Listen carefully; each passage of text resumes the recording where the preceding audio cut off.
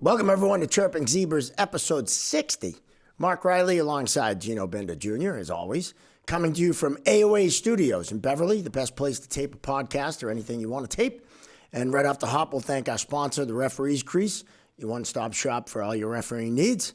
And we've had last week, I know you weren't able to be there because you were at the Frozen Four. Yep. But what a great show we had at the base in Roxbury. That's pretty cool, huh? Talk about great people. So Steph Lewis, who's Robert Lewis's son, Robert Lewis started the base in Roxbury. He now runs the Boys and Girls Clubs of Boston. And his son Steph now runs it. And I mean, quality people, unbelievable what they do over there for all the inner city kids. Oh, the Boys and Girls Club's unbelievable. I mean, that's what kept my father and all his knucklehead brothers out of trouble growing up in the city. And love the Boys and Girls Club. And Hot Stove Cool Music, of course, the event, they had their, I believe they called it Cool Kids Hot Lunch. And it's a thing that happens. Yeah, I know. I had to think about it. You see me think about it? And they have all the celebrities come in. Bernie Williams, which was incredible. I mean, what a great guy. He could be an awesome guy, but he's a Yankee. I know. Really? Come on. Who cares about Bernie Williams? Really? He's going to come on the podcast. All right, cool. Bernie's coming on. Four-time World Series winner. I remember when I said to you, Bernie Williams is going to be there. You're like, fuck him, he's a Yankee. But no. Exactly. But a great guy. I mean, Peter Gammons. I mean, that's a pluck, right? And what was cool, Peter Gammons talks about, I asked him about what, the greatest sports moment. He talked about Louis Tion and how he kind of brought the city together back when he pitched for the Red Sox. And then not even a week later, last Friday night at my show at Giggles, Louis Tion's son, Louis Jr. is there. No kidding. Yeah, and I got to talk to him afterwards. It was pretty cool. Wow. How the, universe ties it in. Right. But, all those celebrities, Lenny Donato, Kay Hanley, just great people. The spaceman Bill Lee was there in his bananas outfit. He wears the bananas, the Savannah Bananas That's awesome. Uniform. And just a great event, great people. He's coming on. We talked to him, Bernie Williams. We got a lot of cool things coming up, so it'll be good. And then, of course, next episode, I shouldn't talk about next episodes because last time I did, and we had Chris Nyland jumped in front of Kerry Frazier. Yeah. And they tripped each other, which was excellent. I don't know. But what's that? Say a future episode? Future episode. Yeah, I like that. Look at you. The gum is working. Yeah, the gum is working. The gum always works for you. Yeah. A future episode, we're going to have the director of mass hockey for the, I think they call it the alternative hockey program, or Ray LeBlanc. Yep. He's coming on. He's going to bring a blind athlete with him to talk about blind hockey. And pretty cool. So it's going to be pretty good. The sled hockey and all that. So that's a future episode. We did, however, this past week lose one of our brothers. Yes, we in did. The refereeing community. Yeah, we lost a great one, Paul Simeon, out of Simsbury, Connecticut. Just this one hits hard, man. Like I remember just being a little referee going in working ECAC, and he was on the lines, or I was lined for him when he worked Atlantic Hockey, and he just I can't say enough about him. Like what a nice human being on and off the ice. Like I don't have words right now. Like it just I'm in shock by it. I mean it sucks. And just wish him and his family well at this time. And it's a tough one. The hockey community lost a good human. Yeah, he was awesome. I remember him working the lines with me when I was reffing in the East Coast League. Not the East Coast League, the ECAC. Yep. And just a quality individual and a great referee. Yes. I mean, a great official. And you knew when he was out on the ice, you didn't have to worry as the ref that he was going to miss something. Right. When you asked him a question, you knew that you could trust him 100%. So, like that was the best, right? As like a young referee, when you have someone like that out there on the lines, like as a support system, someone that's been there, done that, and like the whole time he's coaching you through. He's not just out there dropping pucks, calling off sides. Like he's actually out there supporting the referee, supporting me, supporting the crew out there. And so we can get it through it together, right? Like, I know there's some nights you go in there, you're not, like, feeling your best or whatever, right? And he's just there to pick you up. And that's what like, you always say, it's a good team guy. And he was one of them. No, 100%. So Paul Simeon. Our thoughts Rest and in prayers peace, go man. out. Love Yep. Great guy. So now we need to transition to. Yes. So our guest today. There's a reason why you're wearing your old Salve jersey. Yes. Yep, and I have my Curry jersey on, Yep. which is way better than this thing. way nicer than yours. What the hell is this? Like, Now, granted- what it out of a Cracker Jack box? Like, Granted, that's your actual jersey. this you ain't a wore. practice jersey. This was Yeah. my game jersey my senior year. They let us keep it. Really? Yeah. Yeah, they let you acquired it. Yeah, right. Don't kid me. You took that thing. Well, this isn't my college jersey. That's why it's so nice. Yeah. Yours is. I got this. Rob Davies got me this one back that's when he nice. coached, and I did the golf tournament for him every year. Went in, told some jokes, made fun of him, and that kind of thing. And so we're wearing our rival jerseys. Right? Yes. But our guest tonight, we're very excited. The head coach of Curry College and the Division III Coach of the Year this year. He is. And they went to the Frozen Four. Peter Roundy joins us on the Chirping Zebras. Welcome, Peter. Welcome. Thanks, guys. Thanks for having me. It's good to see those sweaters. I mean, you can see Curry's got a lot more swag than Salve, and that still continues to this day. But I don't know. I like thanks for our having colors, me. though. Well, the purple, there's something to be said about, purple, Yeah. right? Yeah. And guys who wear purple. So, I'm around purple a lot. You got Niagara and you got Holy Cross. I love the purple bowl. Purple's kind of all I've known. I went to Stonehill, Yep. purple. Coach true. at Trinity for a little bit, but then went to Holy Cross. Yep. And now at Curry. So a few different shades of purple, but Yeah, no. purple nonetheless. Man, when you grab a sweatshirt out of your closet, it's purple. Yeah. It's actually kind of interesting that colors followed you through your coaching career. Yeah. Not that often. That's awesome. And of course, Curry did much better than Salve this year. This year, yeah. I mean, I think even when I was there, I think we were one in. We won once. I think my whole 4 years there, and it was in California. I was telling him earlier. California. Yeah. What? Salve plays Curry in California. In California, yeah. Explain Makes no this sense. one. Yeah, it was it was a tournament, right? And they would just try to promote hockey out in California. Like we had a couple kids on our team from Cali, right? And, I think the old man probably set it up or something. And then like Wake Forest or Lake Forest or whatever the hell out of Chicago was out there too. It was us, Stonehill, Curry, and the team from Chicago. And the only time we beat them was the last game out there. And then I told the story. This is hilarious. We all get back to the bar. Everybody's, back at the hotel, just shithouse drunk. And I'm sitting there with a bunch of Dorchester Celtic kids. And then my college roommate gets up. And we're just freshmen. And he stands up on a friggin' table, and he goes, "Who here is from Curry?" And I'm like, "Oh, this guy's hilarious. He's gonna say something funny." He goes, "I only got one thing to say to you: backhand roof job." Woo! Everybody wanted to kill him, murder him. We played in the last game of the season that year. They puffed us 9-1. It wasn't even. I got thrown out of that game. Sorry, I'm just gonna run this right through. No, Yeah, go ahead. no. So I run into T Mac the other night at dinner, and I told him we were having you on, and he was one of the coaches my freshman year, and so it was the last game of that season. They were already pumping us, right? And Steve Savioli, or whatever, he was the captain. He was a transfer from Merrimack or something, right? Kid was nasty, filthy, shouldn't have been in the league. But at any rate, they're killing us, so I come sliding down. There's a face-off. I go, "Hey, T-Mac." I go, "Will you call the dogs off? We get it. You're kicking the shit out of us." And he's like, "Fuck you, blah, blah, blah." Now, me and T-Mac are going back, just busting each other's balls, Right. laughing, right? And the referee's kind of seeing it, and then Savioli jumps up and he goes, "Hey, you shut the fuck up." I'm like, "You mind your business. I'm talking to him." Now, me and him are going at it. Ref comes over, throws No me idea. out. No way. I get thrown out.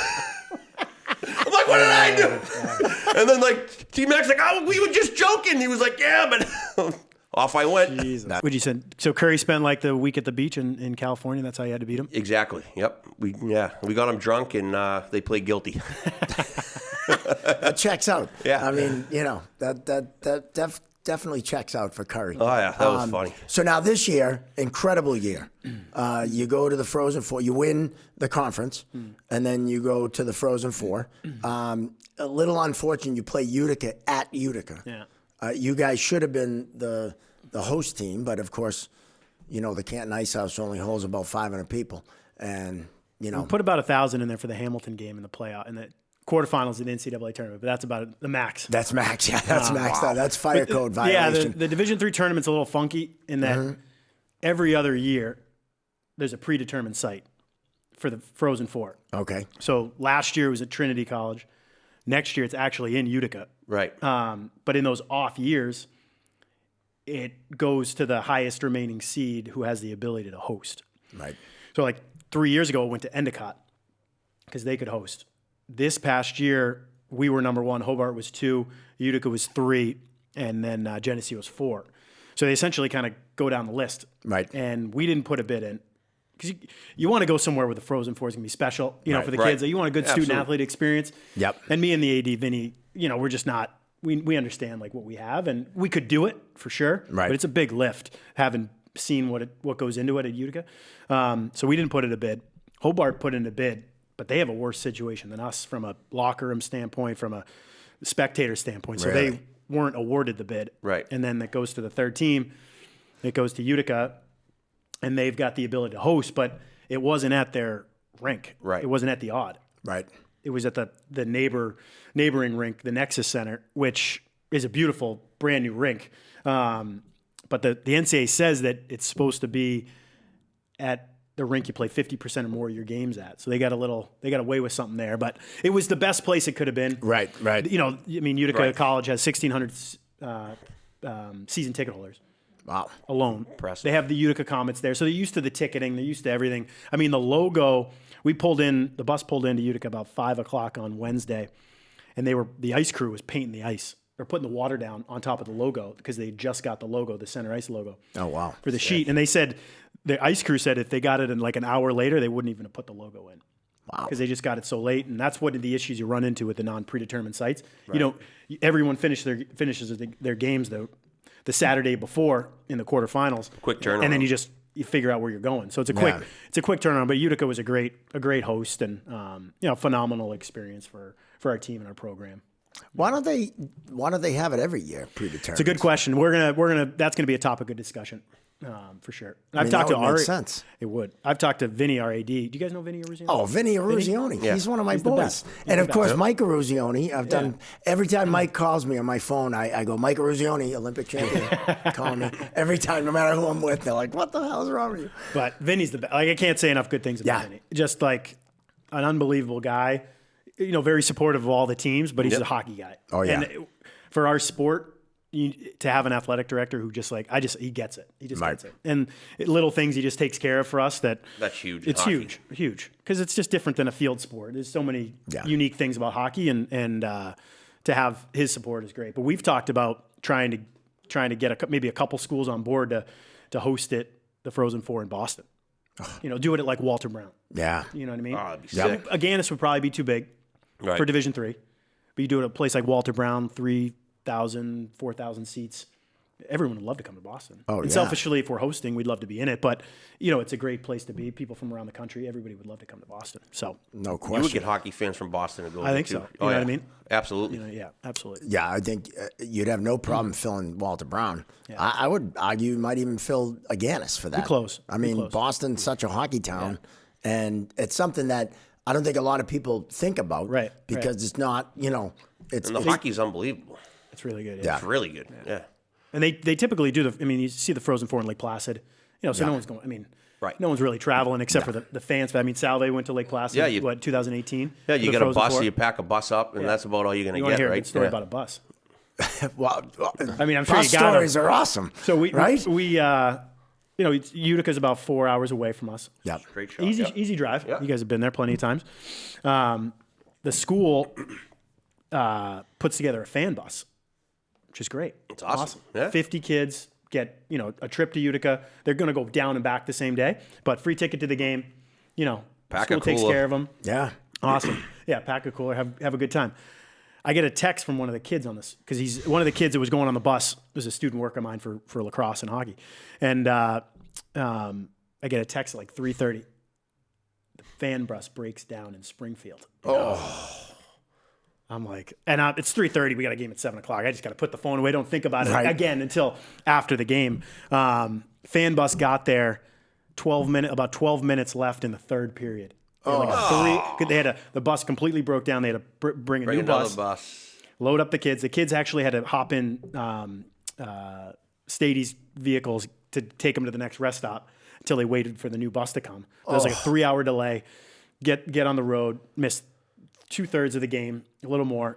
Fortunately, they walked in and we scored to tie it up. Oh, wow. So they got that's to see cool. that, and then they got to see some overtime. Oh, man. And Springfield, the one place you don't want to break No, down. you don't want to break down there. Right? Springfield's like Lake Placid. You go there when you have to. Yeah. You know, like that's the only time you go there. I always had fun at Springfield. Yeah, it's a fun city, but you don't go, hey, no. what are you doing tonight? Want to go to Springfield? Never happens. No. It never happens. Spring no Vegas. offense to Springfield. I used but to always text my college roommates. One was from Wilbraham. Every time I was working in Springfield, it would always come out. It was awesome. But one of our good buddy referees, Pat O'Toole, I went to regional camp with him at Lake Placid 100 years ago, and he's a cop in West Springfield. That's good to know. Yeah, he works hard. I know that. Yeah. Although he might have retired, I don't know, but he's been reffing, forever out that way. So, bus, the bus is part of the culture from minor hockey down, right? I mean, everyone, like you said, has a bus story. Oh, Yeah, we used to get smashed on the bus. Yeah. Why is that not surprising? I know. We used to get like a bottle of 99 bananas and split it. Like, what are we doing? I'm not saying we didn't either, Yeah. but, You had to go there early. Yeah. and you get the sandwich that, someone, they order out the sandwiches. We used to get a cooler, like the mixed drinks put them right in the middle. And we'd always like grab our own like mixes and this is what I'm drinking. Now, I know I'll bring it up, and I know you might not want to comment on it, but I think you guys got screwed in the overtime. Right? And with the trip that wasn't called behind the net. And we talked about it a little bit before, but it's one of those things that as referees, we say, you don't want to determine the game. But when you don't make a call, you can have an effect on the outcome of the game. Right. And that right there, I thought, was one of those plays. And I don't know if you had seen it. I haven't seen it yet. Okay. But I'll have to I had show my you. computer in the car. But, the Curry player has the puck and a stick behind the net. There's a Curry guy out in front of the net. It's not a scoring op, but change of possession, it's there. right? Change of possession Gets for sure, pitchforked. The feet get pitchforked out from underneath them. They lose the puck, boom. Utica gets an easy breakout because another guy was laying on top of a guy after the first trip. They go down, and about a minute later, they score. Okay, so like the low guy doesn't make the call, but the high guy, right? Oh, I don't want to call a penalty in front of my partner, right? Like, Well, fuck that. we know the high guy. Well, we know both of them, and I won't say right, names but it's because I'm not. And I'm but not as, saying no, but they hang on. caused- But it's a learning lesson. So like as a high official, right? If you're not like okay. You're going to be 110% sure that that's a penalty, right? One, and then all the factors involved, right?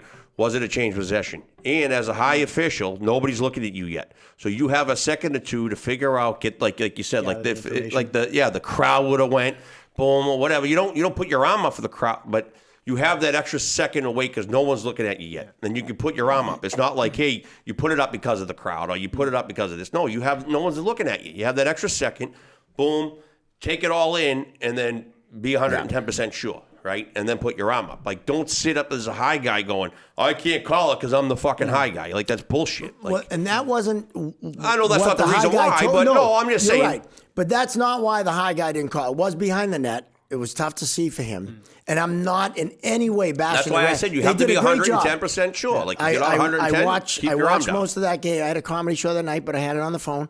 They did a good job, but that one particular play pissed me off. And if it was the other way, I would have said the same thing. Well, I they would've missed said a the high same stick thing. on us. We were back checking a guy, and one of our guys just goes to lift the stick and just gets the kid right in the face. And I was like, I looked around, and I'm waiting for the arm to go up, and there's no arm. And I'm like, yeah. All right. Well, That wasn't in overtime, though. That wasn't in overtime. Oh, okay. I didn't see that one. But it's wild being so close to a couple of refs, Right. You know, Yeah. here. Don't usually get this access. But like we I call mean, like my wife always says like yeah, like you just call it as it is. Like you don't have a dog in the fight. It's like you're just gonna see something, you're gonna give an opinion on it, right? Like Yep. just like anything. Like when I'm watching like my daughter play, like she got a penalty the other day. Like I walked by, that wasn't a penalty. I'm like, that was a freaking penalty. I was like, I was like, I'm the same way. That's why I don't usually get on the refs very much. right. Like I was more concerned about my players' reaction when they were coming back to the bench because they were barking at the refs. Yeah, and I'm right. like, guys, we're in overtime. Like you got to be ready to go focused. for the next shift. And Right. for me, that's more important than barking at the refs. Yep. Because I don't think that's very productive. It's never been productive that I've, in my experience. Right. But Yeah, But as a coach, tough moment. you can get the referee's ear and attention, right? Like with a look, with a little comment, like, hey, like you could be very sly about how you go about it without making a big scene. And I'll pick your brain after this about yeah, those absolutely, techniques. right? Like I want to get hired by. definitely. I don't know why. They're starting to do in the NHL. They're hiring linesmen to drop pucks. Like I don't understand why they don't have a referee up in the sky going, or even a referee coming to teach their coaches or their players on how to, just even how to perceive the game or how to think about it. It's like I think a referee's perspective is so important in the game, and I think as a referee, a coach's perspective is important. Like I love sitting around and picking coaches' brains and seeing how you perceive us and whatnot, because I think it's helpful. Yeah. To go, I mean, I don't know if this is off topic at all, but one thing that I've noticed this year, and hard to say, we won a lot of hockey games. We were up in a lot of hockey games. Yeah. I felt like the officiating changed when we got up in games. Well, it does. We got up 2 goals, Yeah. 3 goals. The whistle was swallowed for us, and there was some questionable calls against us just because we had the lead. I thought there was ref in the score, at times, and that's just my opinion. But it was just in the moment, that's what it felt like. Well, and that's a legitimate thing. I mean, no one wants to talk about it. Yeah. But refereeing the score is sometimes the best way to manage a game, right? And if a team's up a lot, you don't want the team that's losing to get too frustrated. So you might put the team that's up, on a power play more often, or your gauge of what's a penalty, what's not a penalty does shift. Yeah. And it's funny you bring this up because Andy Van Hellemond, who was my boss in the East Coast League, my buddy Johnny O'Brien was with him, and someone was complaining about the ref who always referees the score. That's all he does. And he was actually talking about me. And Andy said, I was the best to do it for 25 years, and I refereed the score. It's something that you do for game management. Now, is it right? You can have that conversation. I don't know. But listen, like, you're not going out just fucking calling stuff to call it. Right. Like, there's not like a scrum and you're going, oh, y'all going, right? It's like, if it presents itself, you take it. Right. If it doesn't, let it rock and roll. Like, especially if there's frustration penalties, right? Like, the team that's down might get a little frustrated if there's stick fouls, right? But if they're getting like a hold along the boards or whatever, right? A little trip, or toe pick, you're not really probably going to call that, right? And who knows? Yeah, and I should clarify something. If there's violent penalties, doesn't matter who does it, you call the penalty. Yeah. So I'm not saying let the other team run around like idiots. Right. Yeah. But a trip or a hook or a hold, you're gonna let that go if the team's up, by 3 or 4 goals, as opposed to, the violent shit you just got to call. Yeah. No question there. And if you're letting the violent shit go, and it's kind of like, it's no different in overtime. I mean, overtime is a microcosm of that in the sense that, you're going to let those penalties go that you might have called earlier, but the violent shit's got to be called, and there's lost scoring opportunities got to be called, or an important change of possession. And I think what you see a lot with referees, and I honestly think it comes down to a confidence thing. Don't make those calls because I don't want to affect the outcome of the game. But not calling those calls can affect the outcome of the game. And I was someone that I had the second longest game in the East Coast League history. Wheeling and Hampton Roads at Wheeling, 3 overtimes. It was the conference finals that year. And we had a penalty in the first overtime and the second overtime. And they were both legit. One was a board check from behind, and the other one was an obvious too many men on the ice. Yeah. You got to call them if they're there. You got to. Yeah. But it takes balls. It does. I mean, it does. Triple overtime, Manchester, American League. I was reffing with the Russian and Yenny, and he called probably 6 penalties in overtime. No. He had a handful of penalties. He was not shy, so I was like, all right, we're fucking calling them. Right. And we probably had about 6 penalties in overtime, and still nobody scored. And every game's a little different, right? Like right. Some teams are going to be a little bit more physical and a little bit more rough, and some teams are just going to be different.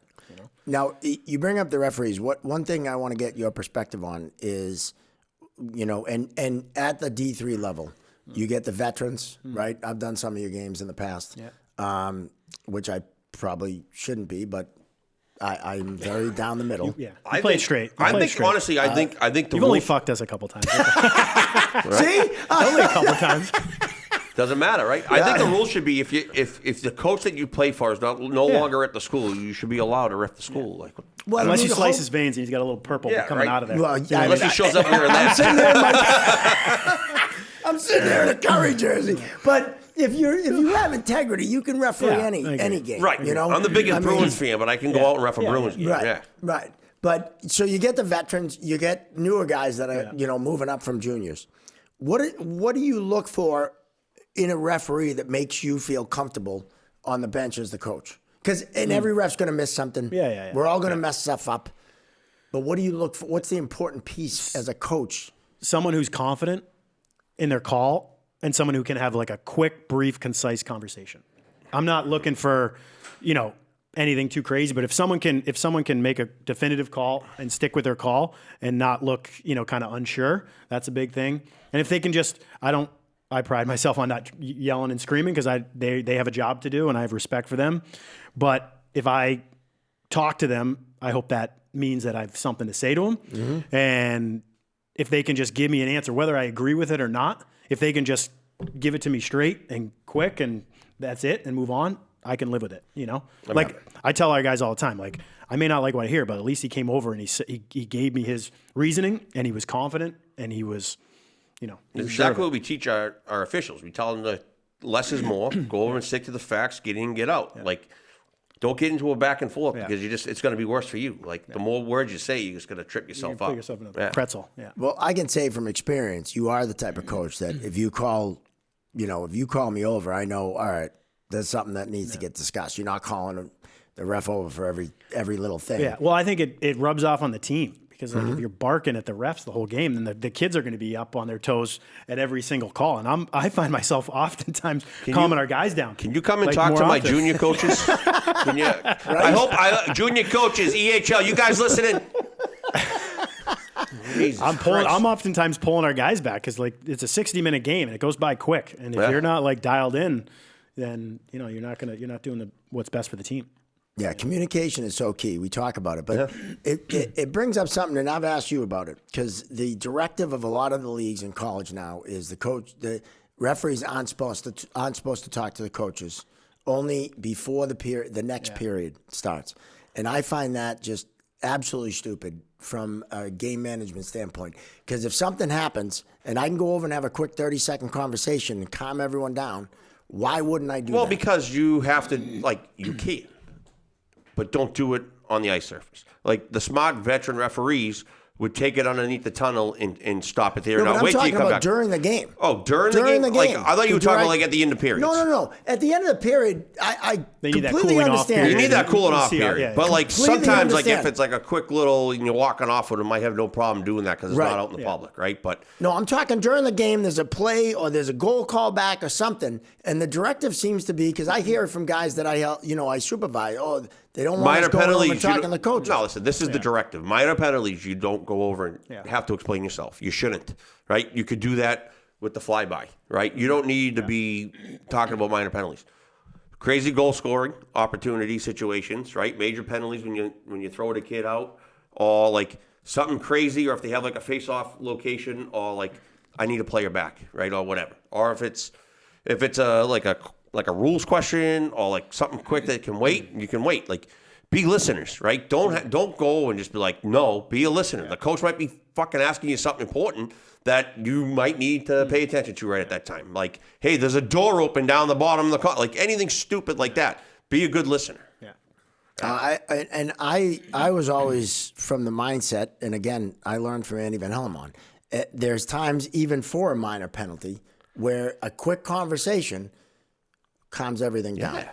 And those weird plays or there's a big collision at the blue line and it looks like a penalty to everyone in the building, but it wasn't.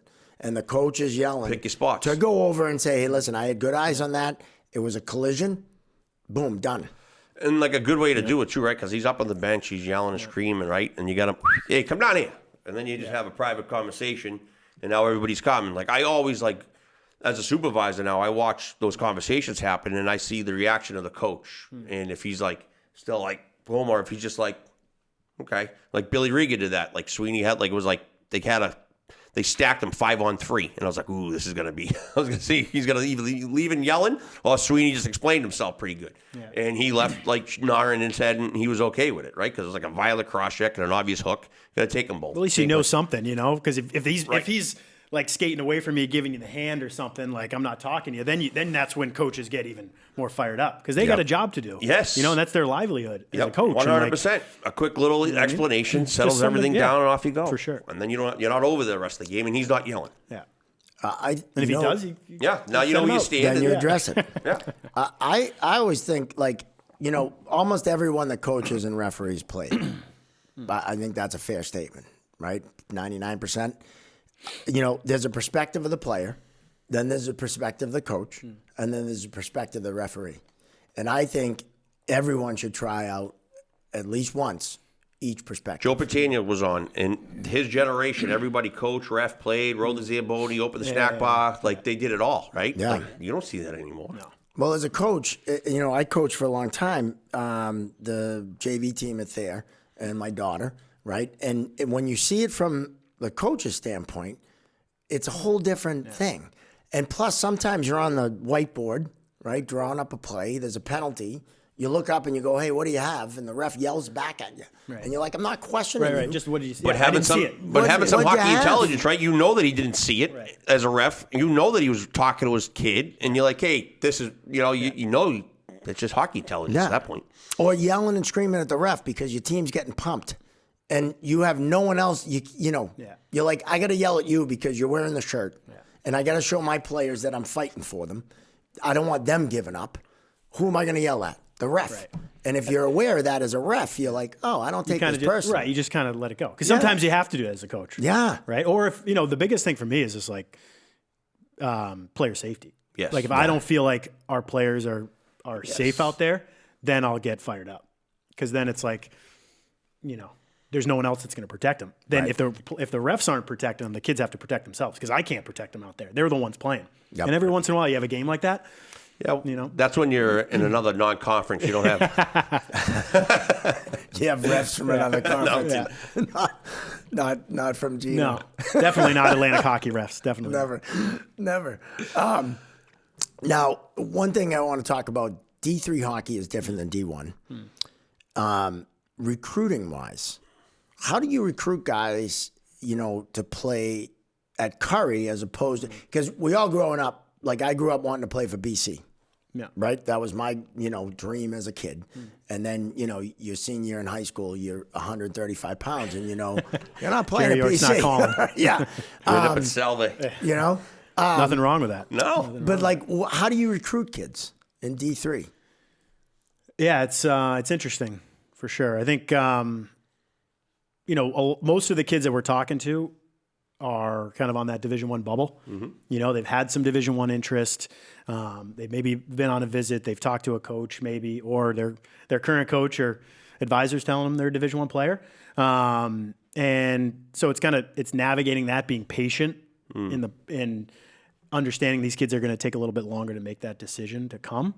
And I think before being at Curry, I was at Holy Cross for 6 years, and being in the Division I game for 6 years, I think just opened up my eyes to that level and how you treat players and how you take care of them. The work that goes into building a program at that level, and all that stuff we've tried to take with us and use at Curry. And you know, we don't have the Division I budget for sure, but we try our best to operate that way in terms of how we treat the players.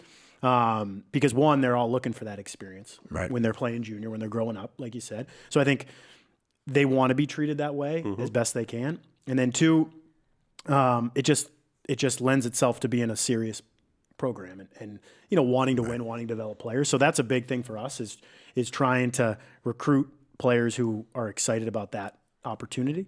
And you know, I think for us uniquely, like Boston's right there, which is great, which is a huge sell. That's why we get so many international kids. All those kids, they play over here in junior, but I think it's an easy flight home. They want to be around a major city. They're kind of used to that. Right.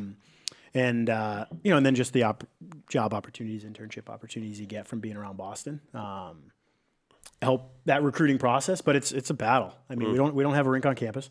Right. You know, the two biggest competitors in our league, UNE and Endicott, have beautiful, on-campus facilities, and that's a huge differentiating factor at the Division III level. I mean, you look at the NCAA tournament this year. Of the 14 teams that were in the tournament, only 2 didn't have their own rink. Wow. So that's a big factor in having success. Yeah. And the fact that we've been to the tournament 3 straight years, NCAA tournament is a big deal for us. Yeah. So we're huge. We're finding our little niche, and I think there's a lot of good hockey players out there. Mm-hmm. And we're just trying to give them, for me, like as the head coach, trying to give them the best possible college hockey experience. Yeah. That's what's important to me. Like we're gonna teach them, we're gonna coach them up, but I want them to graduate from Curry being like, I don't have any regrets. That's awesome. That's what I hope. Yeah. Now, I know a lot of people ask me this question. Scholarships in D3. They never existed when I was They still played. don't. Okay. It was always financial aid. Yeah. Okay.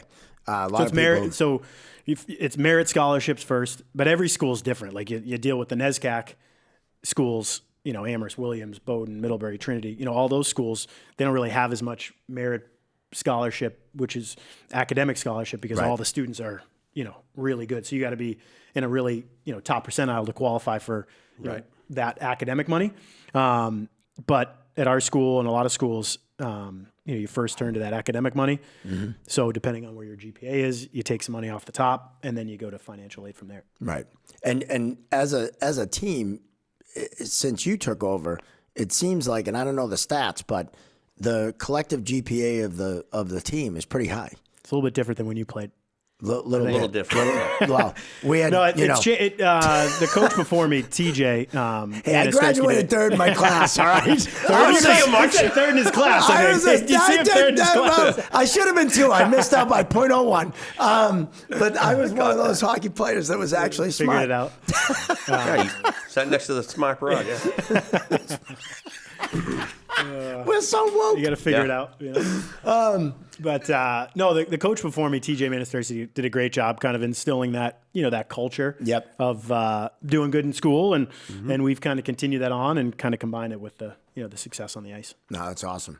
Now, is there any plans for a rink on campus? I would love to see that. And open your wallet. I'd even ask your buddies who you went to school with. I'd give a little more money, maybe. I would. I mean, you've seen that locker room. I showed you around there one time. I know. I got a pair of shorts. I quiet it. You're kind of too big, but that's all right. Roll them up a little bit. It is a nice locker room. There's no plans for it on campus. Okay. No. But I mean, we're definitely fortunate with the facility we have. Yeah. We practice in the mornings, like 8:30 or 9 o'clock. And we have the ice before practice. We have the ice after practice.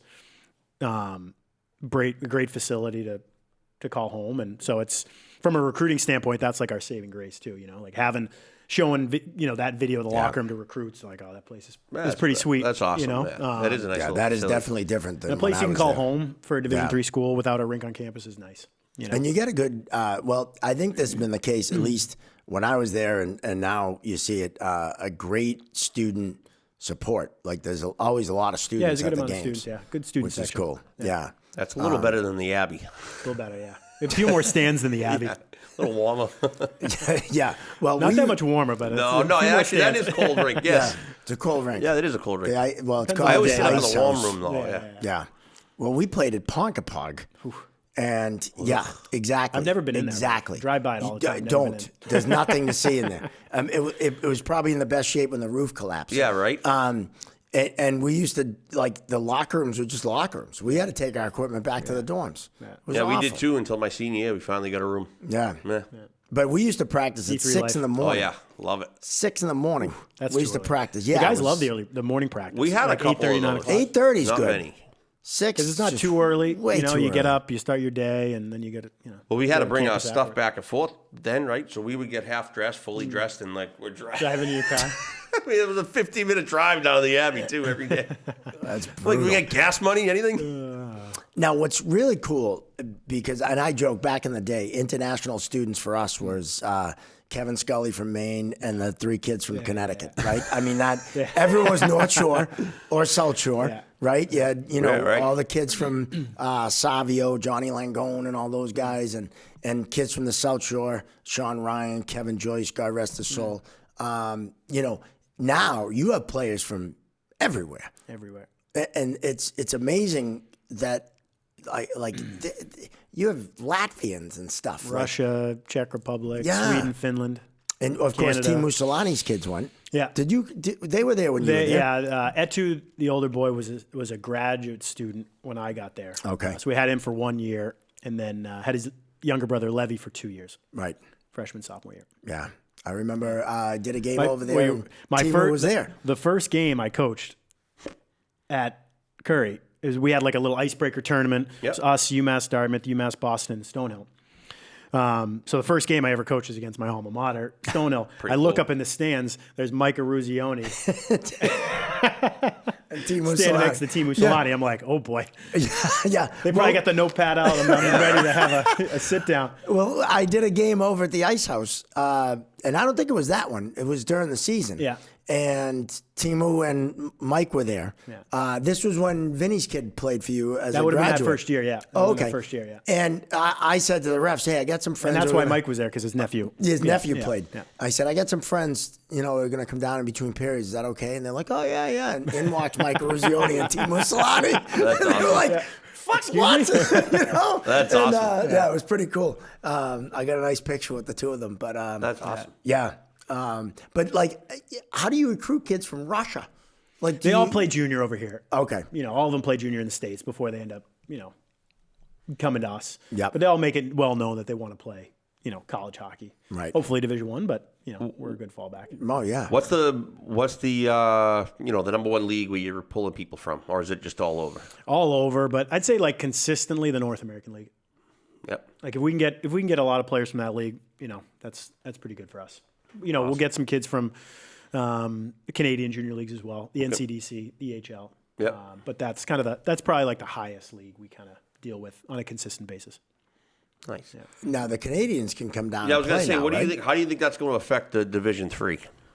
Well, do you the think it's gonna Canadians have make- always been able to play, right? Well, but it's the CHL but it's the kids. CHL kids. Like, how do you think that's well, going to affect? It's a little fascinating because it's essentially just kind of squeezing people out Right. and pushing people down the chain, Right. down the pyramid. So that's kind of how we're seeing it right now. Like we're seeing it where like there's kids in the North American League who would be Division I players. There's just no spots for them. So they're getting squeezed out, and now they're becoming available to us. Right. But there's actually pretty good chance that those CHL kids are going to be eligible for Division III. Right now, they're not. Right. CHL kids are not eligible for Division III. But it looks like it's going to get passed in the summer where those kids will be eligible. And, I don't think there's going to be many that do it, Right. play Division III. But, there's a bunch of Americans that go up there that play Yep. and are going to come down here, and they're going to need a home. Yeah. So, I mean, you'll see a handful of CHL guys in Division III next year, for sure. Well, and you want to get an education. Yeah. I mean, especially if you're at that level, chances are you making a career out of pro hockey is Not good. I mean, you can go play the Coast League or Yeah. the Southern Pro and Right. Make you $350 a week, but is that what you want to do? Yeah. And speaking of the SP, Roche played for you. Yeah. One of my Unbelievable buddies, Steph and Billy Roach's kid from Braintree. He played. Well, he's a Suffolk kid. Okay. And he 4 did years at Suffolk, and he did his master's. with Masters, us. yeah. A kid that he played with at Suffolk, Mikael Bryan, was my assistant at the time, and so we had a little bit of an in with him. Yeah, Curry was on his list when he was coming out of junior. Didn't work out, obviously, but Suffolk's a great place for him to go, and we snagged him up, and he was awesome. Yeah, He was great awesome. kid. Great kid, great family. captain. Yeah.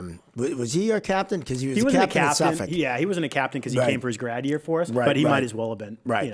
Yeah, no, he was, and he got it.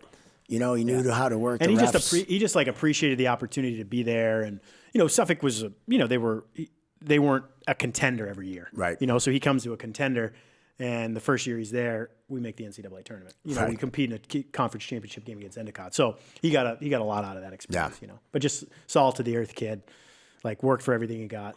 hard-nosed, tough, physical.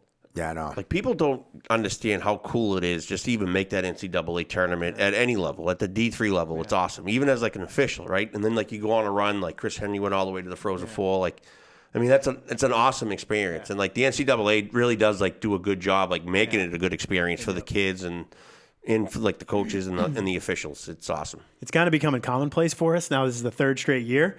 But it really is. It's like there's a whole different buzz around the school, it's around awesome. the team. Yeah. When when you get through the conference playoffs, and this year we were able to win the conference and beat Endicott, which was great. But then you get to the tournament, it's just like you're one of the top 14 teams left in the country, and at that point, like there's Anything 4 can games happen. and anything can happen, and there's just so much excitement, and it's the best time of the year to play for sure. It's awesome. And It helps with recruiting, I'm sure, for sure. too. It definitely helps. When you finish the year, third in the country and people see those rankings, it definitely helps. But like going out to the first Frozen Four in program history, you get there and like you guys have been to Frozen Fours and they treat you like over the top. The kids get gear, they get swag. Yeah. Like you don't expect it, but they just give you like a gift package. Right. The kids get all this stuff and there's signage of, your team and they put the wrap around the boards and put the logo in center ice. And it's just a phenomenal experience, you can look back on and be like, Yeah, it's a well run. Like, even the Frozen Four at the D1 level is freaking awesome. Yeah. Like, that's a fan well. fest and like everything. Oh yeah, the whole it's thing. great. Yeah, it's awesome. Well, I think one thing, too, people don't realize is, they hear D3. It's not, like, not everyone even plays at D3. Like, to play anywhere in college is significant. Kids are like, I mean, I can go on a whole big rant, but like, I blame You? Yeah. You don't say. Right? Like, look at all these junior programs that popped up now. They're all these kids are playing until they're 20, right? You're not getting 18-year-old kids. You're not getting a 17-year-old, 18-year-old kid out of high school fresh out like 1 year out of juniors. I mean, these kids are playing 3 years of juniors just to crack a D3 team. Like, when Bobby Bernard's kid was going through it, he's playing in Wisconsin. And like, I was like, what? I was like, you can't just make a D3 team. He's like, he might not. He's blah, blah, blah. He's looking out west and this and that. I'm like, you're kidding me. Yeah. I'm like, it's wild, the competition now just to play D3 and what it takes. And it's not like you just go in there and drinking your 30-pack anymore and whatever, right? But like all these junior teams, like they complain about officials and officiating in the thing. Like, you created this thing. Now we got like kids playing to their 20. That's more or less longer teams, more longevity. And now all these college club teams are popping up and all these D3 teams are popping up. And it's just like, it's nuts. And I think at our level, like there's just been more investment from schools. Yep. More full-time head coaches, bigger budgets. Well, not Salvi. We don't even have a friggin' league. I know. They have a lot of talent. They've always been good. Like, it's too bad they left our league. Oh, I don't get it. Yeah, it was a like a higher level decision than the coach, but I mean, it's too bad. Yeah, because they were a perfect fit for our league. Yeah, really competitive, close, geographic fit. It's too bad. Yeah, they sent out like a conference call for Thursday for all the alum to get on and figure out what's going on. Might just listen in.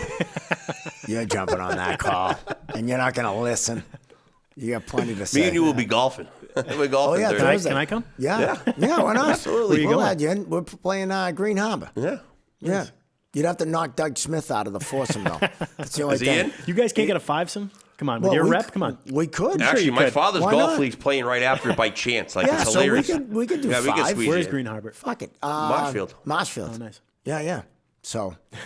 I got the 2 kids at home, so it's a little busy, but you never know. Maybe sometime this summer. No, we Yeah, definitely let's do got to it. get out. Honda Yeah. Club. Let's do it. Oh, nice. Yeah, I gave Gino the zebra head cover. I got a couple zebra head covers for us. I'm gonna swing the clubs tomorrow. I haven't swung them yet. Yeah, I loosened haven't up played yet. since last year either, but what are you gonna do? Now, you mentioned budgets in D3. I think the referees should be paid more. Bobby D. Kamish, come on. It's like 2 years ago, it was $175. It's like it's crazy. It went up this year, but It needs to go up to it's more. got to money, go up yeah. more. Yeah. Well, you're competing, like, first off, like, guys don't want to drive to, like, Westfield State. Do they get per diem though? Like, And mileage or Nothing. no, like, No? they get, like, a little bit of mileage, Game I fee. think. But, I like, think Division one, do they mileage get mileage? started. you get yeah. mileage, but at a certain point, and it's not, like, it's really not even, like, worth it. Like, but are you that's to like the veteran guys, right? They're like, oh, what am I going to do this and this? And it's not really worth it to, they're hearing it from their wives. They're hearing it from like, all this kind of crap. It's like your kid, like you said, your kids. Yeah. And they're like, well, it's just not worth it for me to go anymore. It used to be fun when I was trying to break in and paying my dues, but now I don't want to fucking do that anymore, right? Like guys don't want to come to Curry from wherever. And, they're like, they just don't. But the money needs to get up. And I think, you can justify leaving your family on a Tuesday and a Thursday or whatever, right?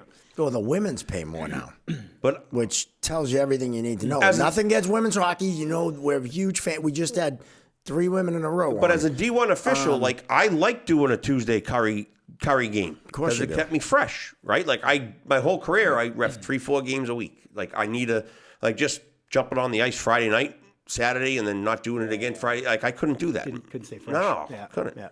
So that's, but that, of course, that's above your pay grade, and you'd want. As a coach, you want the best. But as a coach, like bring that to you, bring that to your AD. AD brings it to the board, and the board brings it to the commission. The commission, boom, gets it up. I did mention it to Vinny once, and hammer down the chin. He quickly told me, "Hey, we don't have the budget like all these other schools." But it's like, oh, why don't you ref anymore? It's like, well, I mean, you get paid peanuts. It's not really worth it, and it is worth it when you get those big games at the end of the year. But doing the grind all year again, you're missing your kids' shit for what? Yeah, it's worth it, in the not to downgrade anything. It is worth it, but it would be nice, especially as a veteran, right? You're right, to go in and make a decent, pay. Yeah. I mean, you're making $75 more than you make for a high school game. I mean, you're with better more off time going commitment. into a junior game, right? In your Or home. a junior game. Right. It's like, I'm just saying, I'm throwing it out there in case someone's watching. Well, it's not, has control over that. But it's nothing that's been not discussed, right? Like, I mean, these things get talked about all It's the time. been talked about a long time, but I think the way the referee shortage is going, right? I mean, kids are moving up quick if they're doing a good job. That's it. So they're, you're advancing quick. I mean, I'm seeing guys that, 2 years ago that we're not seeing anymore because they've climbed the ladder. Right. I mean, they're in and they're out, just like no different than your players, right? Like even like the junior players. Like I'm like, you guys are turning them, we're turning them. I was like, the second we get a kid like to almost like to being a decent official, they're gone. They go in the North American League, USHL, D3, College Club. They're not coming back. What's the step out like above us? Like where does a good official go after us? So like it all depends. So that you have you're in a unique situation where like you got some referees that are young that are coming in and going out to the USHL and then going out to pro hockey. Then you also got some guys coming in, going working juniors, working D3, working College Club, and trying to get into a D1 league, right? And some might just stay at the D3 level, right? And some are coming back down, right? Like some work pro hockey and D1, and now it's like, all right, I'll do D3 and high school hockey, right? So, I mean, you get a mixed bag of that. Yeah. But for the most part, the guys try to come into D3. They go like the Southern Pro League, which we have because we utilize that. Okay. And then I recruit out of there for D1, and I know a lot of other guys do too. Yeah, it used to be, and it kind of still is. You have the college track and the pro track. And back when I came up, that was very defined.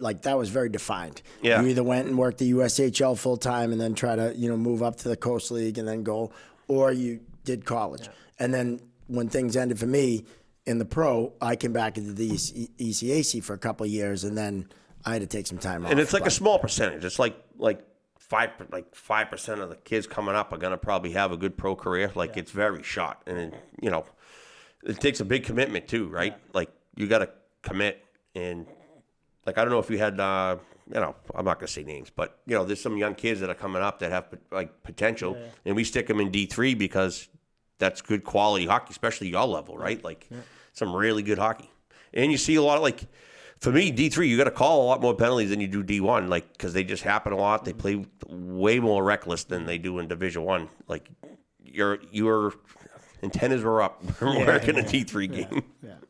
But it was fun. I enjoyed it because like you talk to the kids, and they were in good spirits, right? They weren't like motherfucking you the whole game. Like you got it, but you're like, hey, come here, what's going on? Right. And then you talk to them because whatever, and then you get them on your side, and they're good. Yeah, you do have some that do that. Yeah, for sure. Not on Curry though. Actually, the last game me and you did, man, we got a few. We actually led the league in penalty minutes, I think, this year. Really? Our conference, I was shocked. Wow. Bunch of 10s and stupid Yeah. stuff. But I got 4 10s my freshman year because of my mouth. Again, shocking. And every minor was really a major for you. That's true too. we get some of the kids from the North American League, and they like, you get kids who play junior hockey. Yeah, and they like they play for guys who ask a little different of them, and they're used to like just picking fights with guys. Yep. And it doesn't go over too well at our level. Right. But at No. the junior level, when you're playing in Texas or like Oklahoma, Oh, yeah. like, fans love that stuff. Oh, yeah. You know what I mean? You can get away with a lot of stuff, and that'll lead to a fight. And obviously, fighting's allowed down there. But Yeah. here, like, you get swallowed up quick if you do that stuff. Like you find like even as a referee, like me and Sweeney used to always do it. Like you find the freshman like right away. We should be like, all right, we wouldn't look at the sheet like who's the freshman, right? Yeah. And you pick them out in like 3 seconds, right? Yeah. It's so funny. Now, we ask a lot of people this question, but as a coach in D3 or college in general, your feelings on all college going to a half shield instead of the cage? I hate it. Interesting. Just for the pure standpoint of like, talk about budgets and like athletic trainers and the demand it would put on our medical staff, I think outweighs any like potential player safety kind of discussion, in my opinion. Ah. I think the kids are they flying around at times? Yeah. Are their sticks a little higher because they have, full face protection for sure? But I don't think it's to a point where I think the refereeing, if done correctly, keeps everything in check. In my opinion. I agree with that. I don't think they should do it. If you do it, you got to go all or nothing. You just think about all the nicks and like guys are going to get like teeth missing. Like you're talking about like insurance going up for programs and just more medical attention needed for the kids. And all of us pretty much just have one trainer, and I mean we have one trainer at the school right now, two couple, but it's light. So I think there's just the demand on that side of things for me would just not be. That makes perfect sense. Too many headaches as a coach. Right.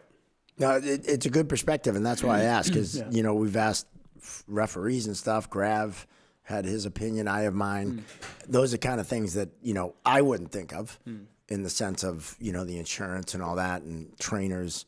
I look at it from the sense of bringing the sticks down and the hands down, because that would happen. You're less apt to punch someone in the face if you can get punched in the face. Yeah. With a cage on, everyone's tough. But I think the way they're making the rules now too, I think it's leading towards like it's getting called the right way. Like everything's getting called the right way. Plays are making, like before you should get rewarded for turning, right? Like in the kid's gone, right? Now it's a major in a game. Now you're not getting rewarded for that, right? So it's like, okay, you turned, okay, fine, minor penalty. And that's how the refs can kind of keep it in check, right? And before our hands were tied. Yeah, right. Like, and I think the game's changed below us too. Yes, so that's a good point. So coming up, kids, you're not seeing as much fighting, and they're already getting used to that. Yeah, and kids are wearing half shields in junior, but which is stupid. I think you either go all or nothing. Yeah, nothing worse than refereeing a game when you have 5 kids on one team with a halfie, and they 5 on the other, and everyone else is in a cage. The regional final was a major penalty because the kid had a half shield, right?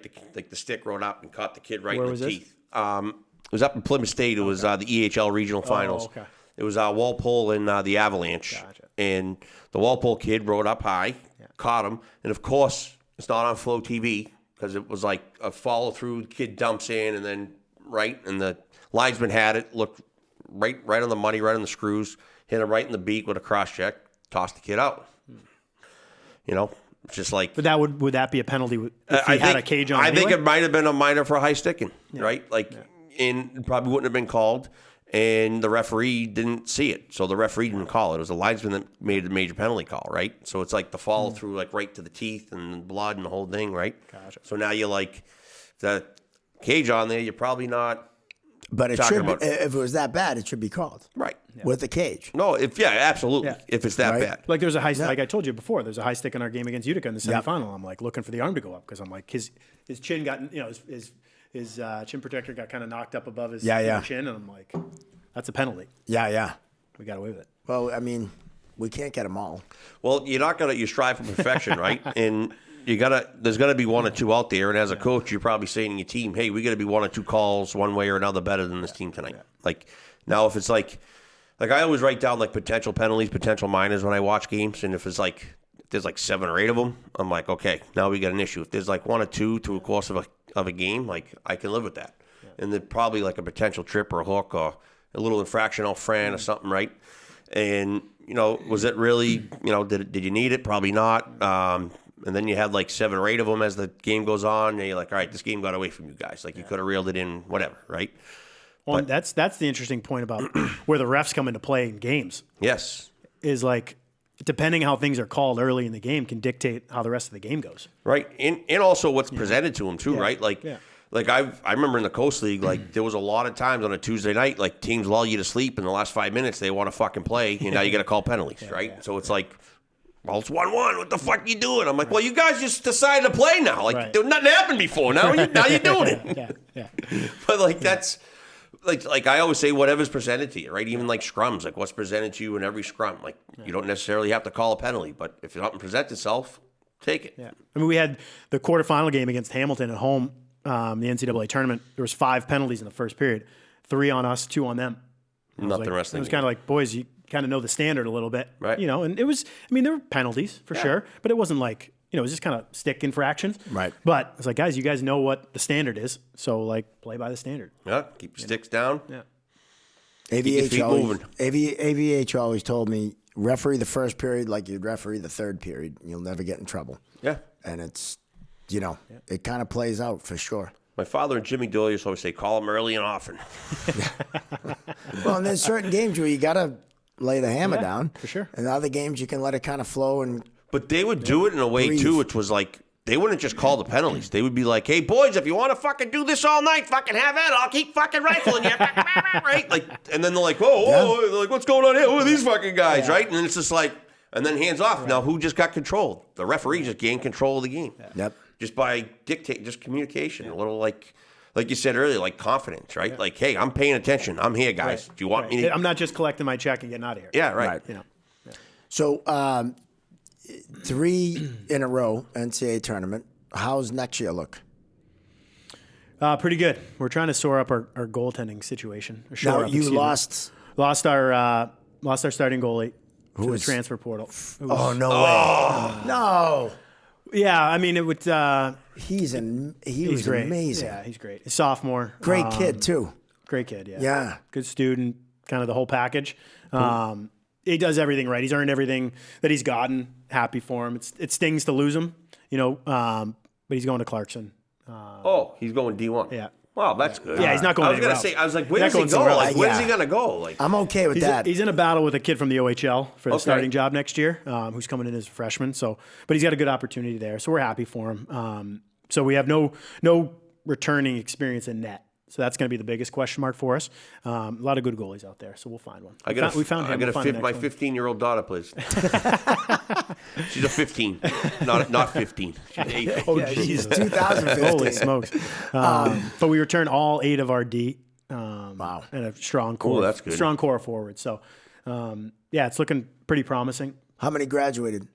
6. 6. It used to be how many graduated. Now it's how many graduated, how many transferred. Yeah. Yeah. Right? Yeah. It's a different kind of animal now. Like the Atlantic League, like everybody goes. Coached, like, it's tough. Like RIT last year, like their whole friggin' They team. won the league and they then won the finished league, last and then it's last like year. poof, everybody gone. At least one kid went to Western. It's too bad. Like I think the interesting thing about the transfers is it's there for a reason. Yeah. Like we have a couple kids who are gonna move on because they're just not quite playing the amount they want to play, and I'm totally supportive of that. I think when you get kids who, not to say names, but pass up an Ivy League education to go to a better league and then don't play, right?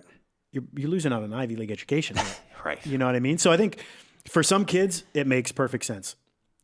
Like they're gonna, for in Division I, they're gonna get an opportunity to sign an NHL deal because of what they're doing. But for the most part, like someone believed in you, someone took a chance on you, and you're playing a big role. You're a big fish in a small pond. And, to kind of pass up that opportunity to just go somewhere because it's from a status standpoint, it's bigger and brighter. And I think it doesn't send a great message. No. And I think like, maybe I'm biased because I work for the league, but I think Atlantic Hockey, they've been around for over 20 years now. And I think a lot of those teams are established. You're starting to see some buildings and like You got all these young coaches in there that are doing a very good job. Like Andy Jones at Bentley is freaking awesome. Like I just hope he stays, right? Like nobody scoops him up. And then you got Billy at Holy Cross and even Lamarus up in Niagara. Like all these young coaches are doing very, very good job with their teams. And it sucks that they all just they got to constantly replenish the pool. Yeah. No, it's a challenge for sure. And I think it happened to us at Holy Cross a handful of times where you just, you get you get advisors, you get parents into the equation. And especially when the kids are in the USHL, playing junior, and they're sitting next to kids going to Minnesota and Michigan and North Dakota. And then there's a kid going to Holy Cross or Canisius or Bentley or whatever. Yeah. Right. And they're like, their teammates are like, you're going there? Right. You should be coming with me, Right. Like even Sacred Heart, what they're building with CJ down there, it's friggin' awesome now. No, I mean, I think that's why Atlantic Hockey's not in a rush to expand because they're in a great position. Right. They've got a really quality I sit in those league board meetings, yeah. Oh, yeah. But they're not going to bring in another team to play in the jar. Right. You know what I mean? Yeah, I mean they want to uphold the standard, and they got a new commissioner in there, and they want to uphold the standard where hey, we're a Division I league, and they've continued to raise the bar. They're raising the bar over there. Bentley did okay against BC. I knew they would. That was a great game, And I knew they were going to play him tight to a one goal game and get a bounce, right? Great on paper. They were the number one team in the country, right? Nobody had a shot against. Yeah, I mean you see that the second of the game. I think the game-winning goal that BC scored is that's a goal BC can score. It was they made 3 plays in tight. You get that high skill that is just a little bit of the difference. But goalie Bentley gets bumped a little. Bentley was right there, Yeah. Now you played at Stonehill and then went right into coaching. Yeah. Was that something that you had kind of planned on doing when you were playing? You kind of knew I want to go the coaching route. I wasn't exactly sure what I wanted to do. Okay. Had some really good mentors at the time that kind of helped me navigate that process. Scott Harlow was my coach my freshman year. Love Scott. Was able to lean on him. He left and went to South Shore, but was able to lean on him a lot and just have some good conversations with him about what the future could look like and specifically coaching. And that's a good mentor. Yeah, and I was actually. Do you guys know Steve Hort? So Becker College, yes. I was going to bring that up. Yeah, so love Stevie Hall. I met Steve shockingly at a bar in Boston, Charlestown. Charlestown. God rest his soul. Yes, love Steve. A friend of mine that I went to Stonehill with had season tickets to the Bruins. So it was like April of our senior year. Season's over. We'd go into some Bruins games on a Thursday night or something, and he's at the bar in Charlestown, and my buddy was like, "Hey, he's looking to get into coaching." Steve gave me his card. And was like, he said, I'm looking for a bird dog, his terms of a recruiter. Right.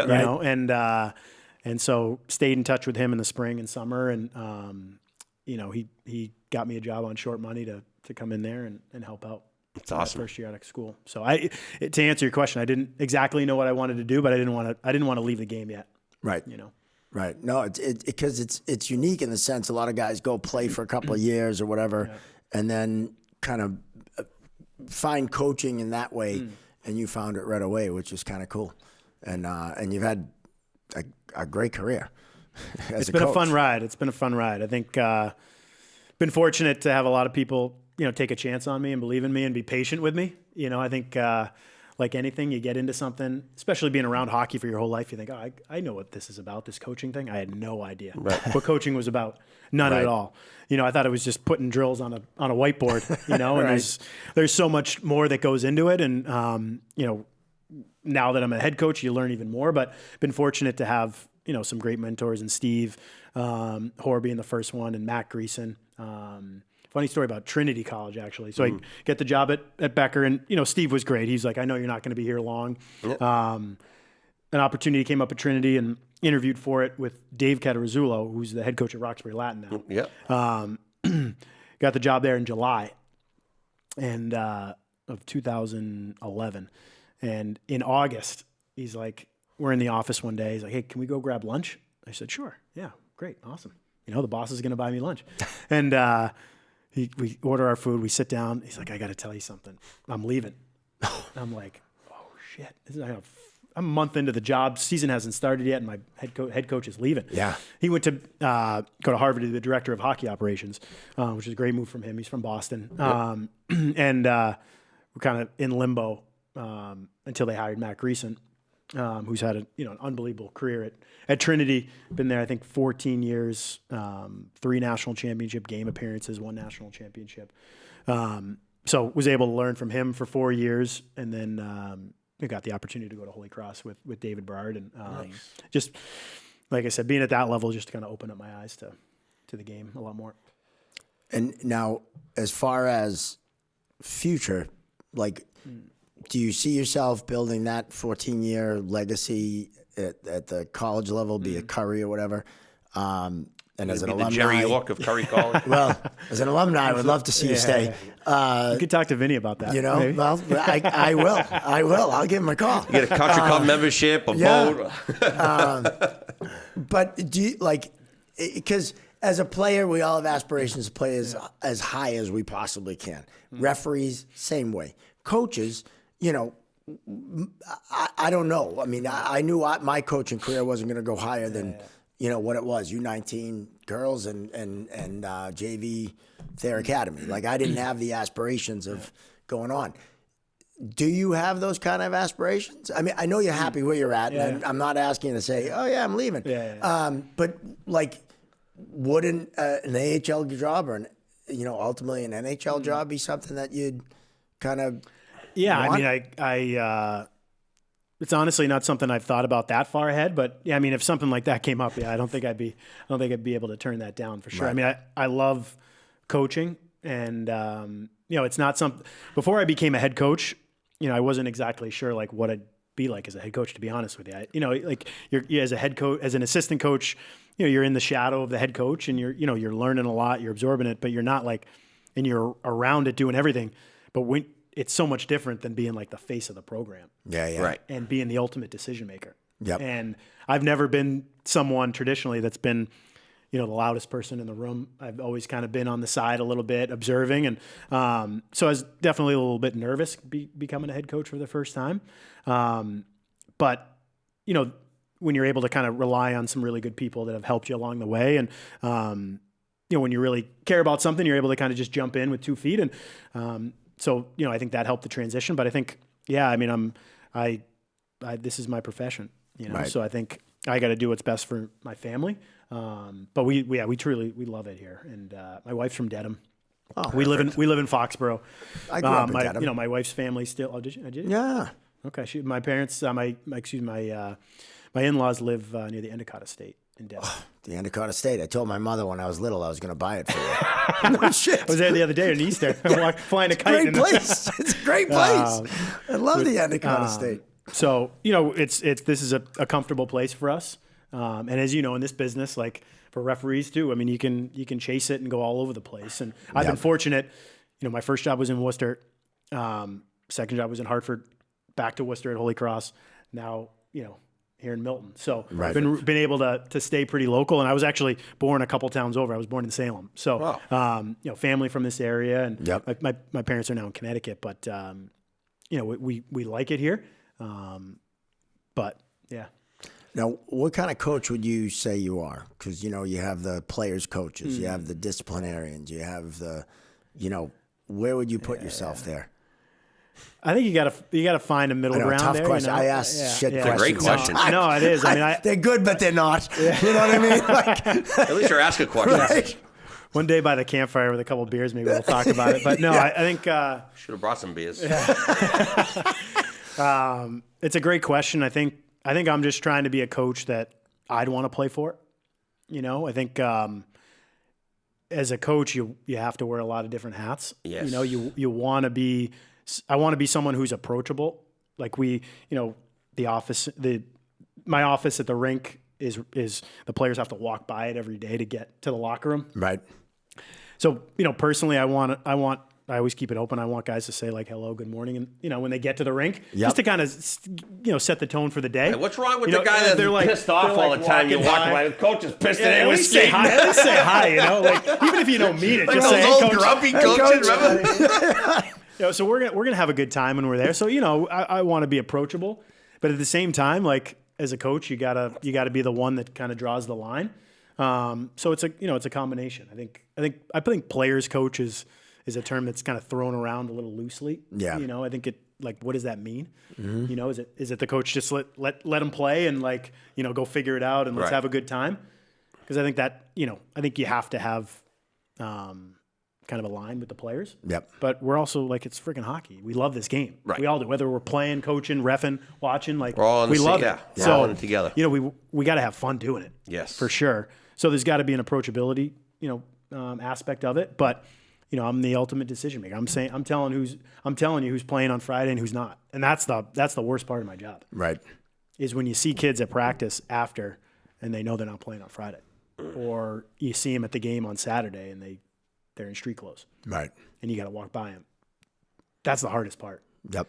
And so I think trying to develop a relationship with them, trying to let them know you care and you want to help them get better, helps maybe ease that pain of not playing as much. Yep. And you know, I was fortunate in my playing career in college to not really have to sit out, but I can imagine what that would feel like, you know, and it's hard because kids are coming to play and they're paying to go to school, and it's a big financial commitment, and everyone's invested from their parents, and this is the pretty much the highest they're going to go. Yeah, they might play some games in the Coast or the SV, but this is pretty much going to be the pinnacle of their hockey career. Not if they came over and started refereeing, I'll get them to pro hockey. Yeah. There you go. There's a path. Yes, There's a path. there is a path. Always recruiting. Yeah, I mean, honestly, like there was like 4 or 5 kids that work that I played with from Salve that all referee. Yeah. Well, it's how I made pro hockey. Huh? Refereeing. Hey. I wasn't making it as a player. No. You know, Most especially of us aren't. No, especially the broken back. That's what derailed me completely. I love your answer. I mean, you know, it's almost like that's the coach you want to play for. Yeah. Right? I mean, that's it. But there is that line. You want to be friendly, but you can't be their friends. Well, that's how I you feel know? in my position as like a supervisor, right? Like my father, I think, is a little different because like whatever, he's grown like he grew up in this thing. But like I try to separate myself a little bit from the guys, but also have fun. And when I supervise them, like I'm not going in yelling and screaming. I'm just like, here, these are whatever, right? Like just how I would want to be. And that's why as a coach, like I'm not a big yeller and scream at the refs or at the kids a lot. Like there's a time and a place where I got to snap. It's emotional. But it's not my personality. It's not like I wake up on Tuesday and I'm like, I'm going to fucking rip the guys today. You know what I mean? Like that's not how I roll and that's not what I'm about. But you know, there comes a time and a place where you have to set them straight. But I think if you approach it the right way and you have the right process, you hopefully don't have to do that too often. But you know the coaches that just ride the referees all the time. Like Mike Haviland was a guy that just like rode you all game long. Every time you look at him for like a line change, like third period, I'm like this with my back to him. I'm like, Mike, enough. Like I'm sick of answering your fucking questions. Like enough. Like, And they're not getting breaks. No. That's what they don't get. Well, it's like no, I'm done. Like it's like death by 1,000 paper cuts, right? And it's like now I don't even want to go talk to you when I probably should, right? Now, we deal with it supervising kids, you know, younger guys. And I'm sure you deal with it because everyone gets a trophy age where everyone grows up thinking they're entitled, right? I haven't finished my book yet, but not every kid should get a trophy, the age of entitlement, right? Like we shouldn't be giving everyone a trophy. If you suck at soccer, you shouldn't get a soccer trophy. You know, find something you're good at, right? That's got to be challenging in this day and age as a coach to walk that line of, you know, because we have kids, you say one thing to them and it's like, you know, you just stole their pony. And it's like, no, kid. That's I why you just don't go told in you between messed up. periods because you don't want to mess the mojo. I think we're in a fortunate spot in hockey because kids go and play juniors for a couple of years. Yep. And they got to deal with some shit in junior hockey. Like Yeah. some coaches that ride them and give them a hard time, and they got to live away from home. So I think they grow up a lot in that time. I think the culture in hockey is a little bit different. Yep. And then when they get to the college level, the parents are really hands off. We don't deal with that. So I honestly can't really speak to it much from That's good. That's experience good. That's standpoint. really good. Yeah, No, I I'm mean, glad to hear that. yeah, I haven't seen it. I mean, obviously every kid wants to play. And so when we have, this past year we had a deep roster. So there was a lot of conversations to be had with guys who were kind of in and out and trying to find their role. But those are just kids looking for answers and trying to get better. So haven't had to deal with it yet, at least. Yeah. No, that's good. But I have a 2.5-year-old, so she'll start playing soccer soon. Good luck. Well, and I don't mean to make it seem like every guy we deal with, there's a small percentage of guys that just can't be told, Well, hey, Joe you suck today. Torre's book, right? Like, you're not managing, like, you're not coaching them. You're coaching personalities and, different people. You say one thing to somebody one way, they might take it a different way, right? And then you could say the same thing to you, and you'd be like, oh, yeah, I got it. Guys in exit meetings that are like, I want you to coach me harder. And some guys you kind of got to be a little bit, hands off, Yeah. right? softer with. Yeah, right. And that's Really? that's the biggest thing about coaching that I've learned is like coming into it and thinking it's just about, X's and chalk O's. talk Yeah. and X's Right, and O's. yeah. It's really just dealing with people. Yes. That's all it comes Psychology, down to. really. It's I being should a have a degree in it. psychologist. If you could be in my office, be a fly in the wall with some of those conversations. Right? But mean, it's fascinating. That's what it is. Also, it's funny you say that. So, like, we used to do all these summer camps, and a bunch of like college assistant coaches would be in there coaching, and they'd be coming off the ice in practice, and we just talking to them, and it's all psychology, right? They talk about the psychology of it, and it's absolutely wild the games they play with these kids, right? But it's good because you got to see if you can test them, if they can hold it or whatever. Like, I don't know. I'm your therapist on every ride up here. Yeah. I should be charging you a copay for every ride. And a clean pair of shorts. Heavy on the brake. Yeah, all right, fine. My phone. Oh, shit. I got pulled over today for looking at my phone. yeah? I was right. Yeah. Yeah, you did, Luckily, I What'd just you got get? a warning. Warning. Yeah. I was right away. The guy said, it was like 100 yards from my apartment in Weymouth. And they were waiting for it. And he came up to the door and he goes, we saw you in your phone. I go, I know, I'm an idiot. Sorry. I was texting Gino to tell him what time I was going to pick him up. And, Did he see your Curry jersey and let you off? I didn't have this on. I should have, though. And I almost threw out, I'm a comedian. I do a lot of stuff for the police. And I didn't have to, though. He just gave me a warning. But we digress. Who do you like for the Stanley Cup? I honestly haven't Not to watched switch- it. I I mean, haven't switch watched it. gears. Seriously, You I haven't know. watched a ton of NHL hockey, honestly. With the Bruins being out, and that's my team. It's kind of right. It's kind of the tough, same but way. I love watching it. I mean, this is the Right. best time of year. Oh, isn't it? I mean, that Colorado That's Dallas my team. series is Colorado's my team. I mean, they just tied it up. Dallas tied it up last night. I think Yeah. 1-1. So That was a hell of a hockey game, too. I like Jared Bettner. He's awesome to deal with. I had him when he was in the Coast League. Like, you talk about moving up the ladder. Like, I had a lot of coaches in the Coast League. They're all now coaching the NHL. I had Bruce Boudreau in the Coast League with Like, the all those Mississippi guys. Seawolves. Yeah. Before They all he pay was, their dues. Yeah. Like, Jack Capuano, he was down Dude, there. Ryan Muchinelli, he's the Providence coach right now. He might be the next Bruins coach. Who knows? Yeah. Like, I had him and Matt Thomas coached with them in the East Coast League. He just took the RIT job. Yeah. So it's kind of cool that way. Yeah. And Charlie Coyle on the Avalanche. I mean, you can't go against a Weymouth kid. true. Yeah. Very true. Right? I made it known. And McCarr's like the best. Oh my! Well, McCarr So and filthy. I was at Holy Cross, and McCarr was at UMass. Oh, yeah. They come to the I Hart reffed that Center in Worcester. I can't remember if he was a freshman or sophomore year, but best player I've ever seen Seriously. play live. Yep. Hands down. I'm with you. So I'm on the bench. I got the PK unit, and he's behind the net of the power play, winding up the power play breakout. He goes down, beats all 4 of the PKers, and then gets a quality scoring chance. Head coach looks down the bench and goes, "What the fuck?" And I'm like, "It's fucking Cale McCarr, man. He's unbelievable." Like, just hook on and go the for the craziest ride. thing is everything he was doing in college, he just does does in right in the it's NHL, insane. like, right away. Yeah, like he was filthy. Craziest. I had him a lot in college, and like a cool pic. When he got the Hobie Baker, I was on the picture. Oh, really? I was standing next to him in the NCAA tournament. It was awesome. Yeah, but he's special. Yeah, He's a special player. That team's good. Yeah. The Golden Knights are my team. I've already said it and got on the shit Bruce for it. bandwagon. Well, It's hard not to be. I mean, Butchie's awesome, Yeah. but the best. you have some serious local connections. Eichel, Eichel. Hannafin. A buddy of mine works for the Golden Knights. Judge Sherratt. Judge Yeah. Sherratt, who's coming on? We talked. I was out to Vegas for a game, the Bruins, and met Judd for the first time, and he's a great dude, and that's. you're But a I Golden wouldn't Knight. mind. I wouldn't mind if the Avs won because of Charlie Coyle. I wouldn't mind if the Edmonton won because of McDavid. Yeah. Although last night that game, 6'5"? Holy fucking smokes. nuts. But that's how they've always played in the I know, playoffs the last couple of years. All high they're not scoring. afraid to Why? play. No. They need a goalie. They came back from 4-0. Yeah. Swayman's available. I'm switching over from the Dallas. Yeah, he might be.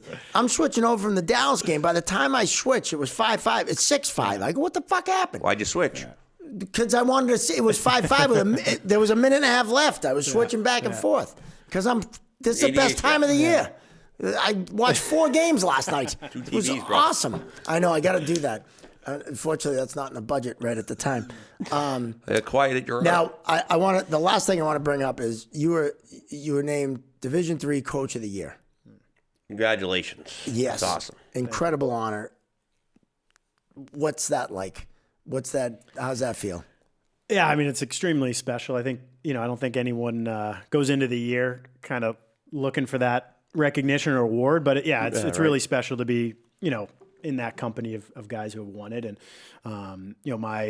my previous boss at one of them at Trinity College won it last year, or was the New England Coach of the Year last year. So, to be named that Coach of the Year in the country is pretty special. I've got a great team around me, which is huge. Vinny, which we talked about. Yep. Some really good assistant coaches, and just the players to kind of believe in me as a first time head coach, especially.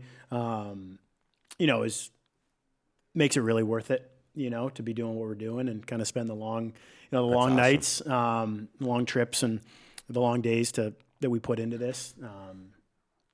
So it's really special, and we don't ask a lot out of our guys, but what we do ask is, especially in the recruiting process, is do you love to play and do you want to get better? And the kids, they buy into that, and to see where the program was 4 years ago, to see where it is now is awesome. And Good for you. The guys have done an unbelievable job in getting us to that point. Yeah, and as a first time head coach, in a short period of time, you've accomplished quite a bit.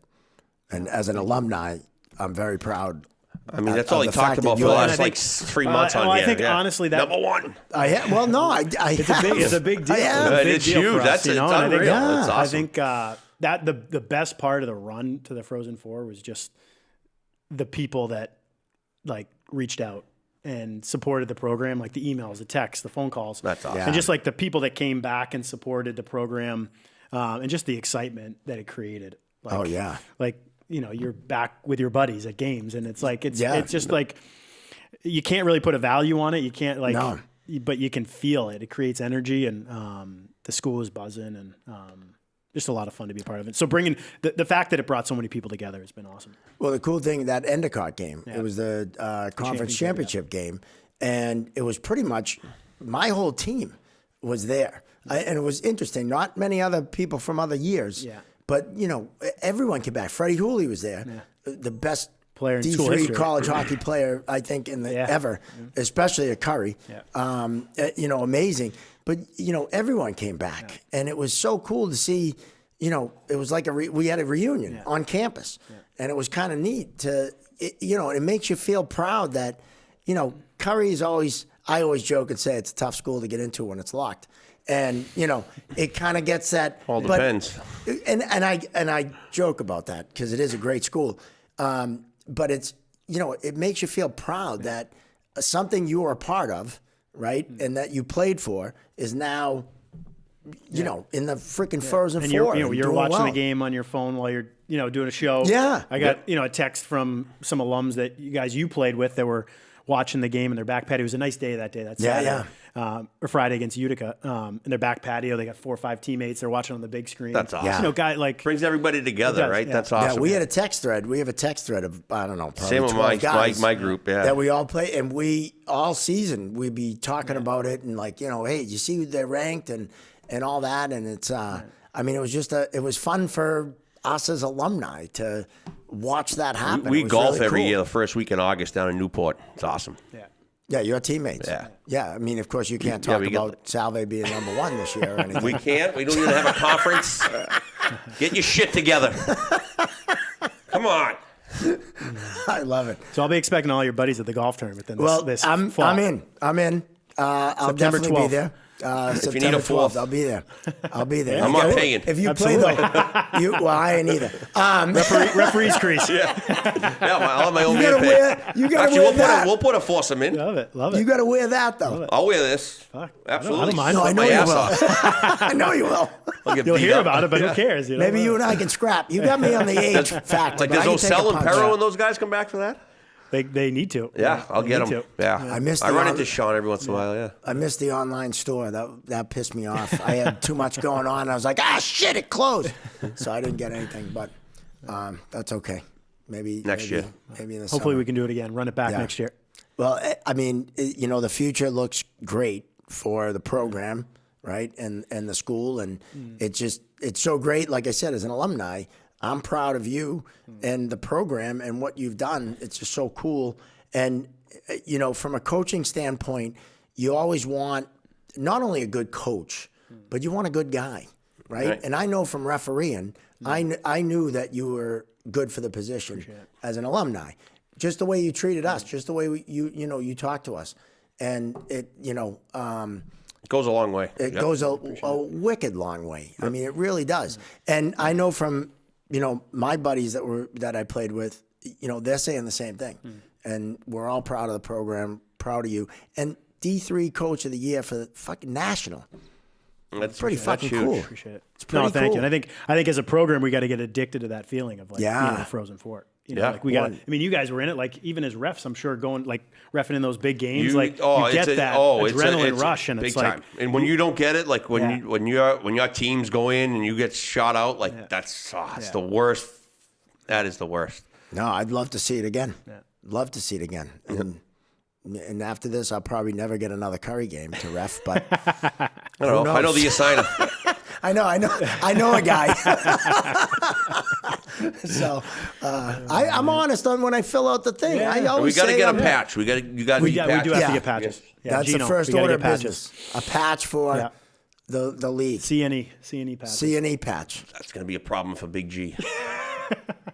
He's going to be handing out a lot. Well, I mean, how it works, like, honestly, it's crazy how it works because they got like 3 different D3 leagues or whatever, right? And then you got the NUHA, and it's all the same pool of officials. So, like, a guy might work one game in your conference, but he's working D3 for us. But he might be working just because of how the schedule works out that day and the timing and his availability and all this crap. There's a lot to go in it. So it's like, I'm going to give a patch to a guy that's going to work. This is like from the league, right? I'm going to give a patch to a guy that works one game. I'm like, well, yeah. What if you gave the patches to the schools, and like Right. when they came in, they just gave them back to us or something? Yeah, something. There's got to be So a we way had to do we just it. have 4 patches. I am and then- all I for don't- like That's the not a bad D3 idea. conferences holding their own. Yeah, I And then love if that. you don't like the ref, you can not give him a patch.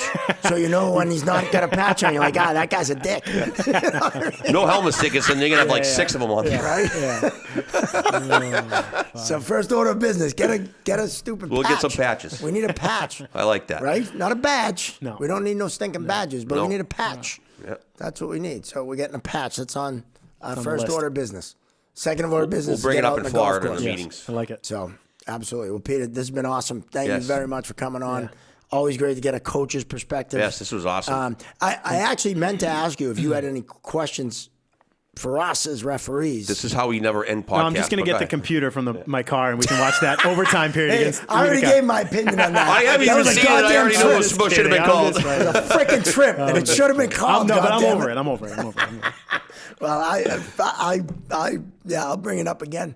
So I had a conversation with the official about it. So won't ever happen again. Better not. Anyway, so that's gonna do it. Episode 60. 60. Are you shitting me? Wow. 60. We We're started. almost this at what? 100. Thanks for having me, fellas. Absolutely. No, Thank you. no. This was It's awesome. been an absolute honor to have you on, and wish you continued success, and hopefully a Curry for a long time. Hopefully you're national champion we'll at see this what time happens. next year. That would be too. fantastic. That'd be awesome. That would be fantastic. That's what we want, a Curry National Championship. That's what I said. Love it. I wore this when Chris Nyland was on. Yep. Because it was in, like you said, I've been talking about it for a while. Yeah. We'll see you at the national championship game in that jersey. Oh, How I'll about wear that? this Deal? jersey. I'll wear All this right, jersey. we make a national If championship I game. ref you're a there. game next year, I'm going to walk in with this. Can you imagine? Don't wear the home team's colors. How about this? I'm going to come out of retirement and work I never worked a D3 Final Four. Didn't work long enough in Well, D3. I wanted you to come out of retirement. I said we should do a game at every level. him and I, as the Zebras, right? Start at Mites and go all the way up to the Southern Pro I'll League. lose my mind at squirts, so I'm done. Well, you'll be yelling. I think girls squirts is right where I'm at. That's an awesome level for me. Maybe you guys can come out for our inter squad game. I'll do that. in the Yes, fall. all day. Yeah, we'll drop pucks all for that. day. Those are the best assignments because you get warmed up for the season. Yeah. Now it was before you were at Curry, but one of the greatest moments, we had a tournament over at Harvard, and it was for Kevin Joyce and the foundation, and all the boys came back. Yeah. I refereed it because I couldn't play You anymore. suck at hockey, yeah. Well, that part of it. And Billy Stewart came back. He was there, and we were all there. And Billy came back to the alumni game. Did he a couple really? Weeks ago, yeah. You know what? I couldn't make great. it. We had that was just a week ago. Saturday. Yeah, was it last? It was a week or two ago. Yeah. Because we were taping. Okay. That's why I couldn't make it because I had it on. I was planning on going, and I almost emailed and said, "Hey, I'll referee it." But then the opportunity with the hot stove came up, and that was one of those ones. Speaking of Kevin Joyce, Kathy's unbelievable. So great. She's obviously still working at the college. Yeah. Unbelievable person. Like, oh God, extremely supportive of the program. Comes to a ton of the games, and Yep. we give out an award, Kevin Joyce Award, every year at our banquet. We're giving it. That's awesome. We're giving it out actually next Tuesday's our banquet. Okay. Yeah, no, Kevin was. It's nice to be able to honor him. You know. If you want a comedian to show up and heckle the crowd, right there. Look at that. You're pushing me on people. I love it. The other thing is you mentioned Ray LeBlanc. Yes. So we work with East Coast Jumbos every year. Oh, no kidding. Unbelievable organization. Really? Awesome. That's awesome. Really? So he goes around and they practice like once or twice a week, but then they like to play college teams. So we did it when I was at Holy Cross, and like one of the first things I did when I got the job at Curry is we're playing the East Coast Jumbos. That is So awesome. the first 3 years we did it at the Jar a couple times. We went to Rivers last year, I think, and then this year we had them at the Ice House for the first year. But it's awesome. Awesome. One of the highlights of the year for us and for them. Oh, yeah. But they do a couple drills. We split our guys up in half purple jerseys, half white jerseys, and then they split their guys up in half light and dark, and do a couple drills, and then they play games. That's so cool. No, it's awesome. That's awesome. Awesome. Yeah, we'll have to talk to Ray definitely about that bring that up. when he comes Unbelievable on. guy. I mean, what he's great done guy. for those kids is just given a great experience. They travel, they play tournaments. Yeah. I can't wait to have him on. Yeah, awesome kids too. We have a kid who played for them, who does some stats for us, and just a great organization. Very cool. That's awesome. Very cool. And again, Kevin Joyce, one of the greatest people to walk the earth, in my opinion, and just a great kid. And Kathy's awesome. Yeah. Their daughter went to Curry, so good people. I'll never forget the purple and white game my junior year. I came through center ice with my head down, and Joyce stepped up. I've never been hit harder by anyone than I got hit. I went flying back about 20 feet, and at the time I was like $190. I was solid. He fucking sent me, and it's one of the highlights of my memories at Curry because it was such a, like, when we got up, we laughed our ass off. I high-fived him, but great It's guy. a good Still hit, feeling right? it. Great Keep your guy. head up. You know what? It taught me to keep my head up through center ice, that's for sure. So, but I taught Curry all day. And I didn't name drop too many people. I was going to, the boys will be watching going, why didn't you mention me? Well, you already have on the Stewart episode. Stewie, we talked about everyone. You guys had him on? Yeah, Oh, yeah. Billy Awesome. Stewart was on. And He was the best exit ever. Like we were about to do, when we doing this. when we started wrapping it up, he was like, "Okay," he just walked out. He He walked got up out. and left. He was He like, got "Oh, we're up done. here. See ya." he said goodbye in 7 languages. He was great. He mic dropped. He absolutely mic dropped. The best He, exit I mean, ever. he loved coaching you guys. I'll tell you that. Like the way he talks about you guys, the guys that he coached. Yeah. I mean, it's pretty cool listening to him talk about you guys. Now he recruited my class, Sean Ryan, Johnny Langone, all us, and then left that summer. Yeah. Did you go to and UMass went to Boston? UMass Yeah. Boston, yeah. And but yeah, just an incredible guy, and he was awesome coming on and talking about all the old school guys and stuff, and Yeah, he was great. and Curry too about the PAL program and how that was one of the reasons why Freddie Hooley went to Curry. He would have played D1 anywhere in the country, and just with that learning disability had a little more support. Yeah. And he graduated, and I mean he's one of my favorite. He actually coached the JV team. My sophomore year, we had a JV team, and he coached, and I played down. Every time they played, I'd go down. Fourth liner. Let's go. And Freddie was awesome. He was the best. He was the best. But we could reminisce all day about Curry players. But I'm not mentioning anyone else. Because if I forget someone like then you're gonna hear about it. Ralphie DeLeo, if I don't mention him, he'll fucking come after me. He was at the alumni game. He's always fired up. He's throwing always some around. good slashes. Oh and my hacks. God, that kid in an alumni game, he could get a major penalty. He was fired up. Could. Oh, I like this guy already. He's great. Yeah, my first college goal though, he fucking tried to take it from me. He's like, I put that in. I'm like, no, you didn't. I fucking pushed it. Yeah, I'm in. that guy when we play. Yeah. So, but love Ralphie. Brings a ton of energy. Well, as always, we try to end it. And we it goes never on do, for another 10 minutes, but that's all right. Who cares? I wonder if people still listen. You know what? And you got to get to the writers' dinner, although you have plenty of time with traffic, so we'll get you there. But I want to thank you again for coming on. Thanks It's for been having me, guys. awesome. Appreciate it. Thank you. I want to thank our sponsor, the Referees Crease, your one-stop shop for all your refereeing needs. Also want to thank AOA Studios for hosting us here and giving us this great facility to tape our podcast on. I want to remind you, chirpingzebras.com. You can come on and get some merch. We have the merch. We get some these new cool stuff hats. coming out. We just got a new batch of the hats. Yeah. Just got them. We got golf shirts coming, long sleeve tees. So check out our merch page. Also follow us on our social medias, Instagram, Facebook, the TikTok. We're on the TikTok. We got the TikTok coming out about the gnome. Yeah. The Chirping Zebras gnome. If you haven't seen it, definitely check that out. And have a like name by and now. subscribe. I forgot to say that in the beginning. Like and subscribe, as they say, smash that like and subscribe button on YouTube. We're almost at 800. Just got to get to 1,000. The next thing you know, we're going to be rolling in dough. At least that's what they tell me. I don't know. Scrooge McDuck. Speaking of dough, if you want to sponsor, give me a call. Or Yeah. give Gino a call, and would love to have you as a sponsor. So for Peter Roundy, our guest today, Gino Bender Jr., Mark Riley, we'll see you next time right here on the Chirping Zebras.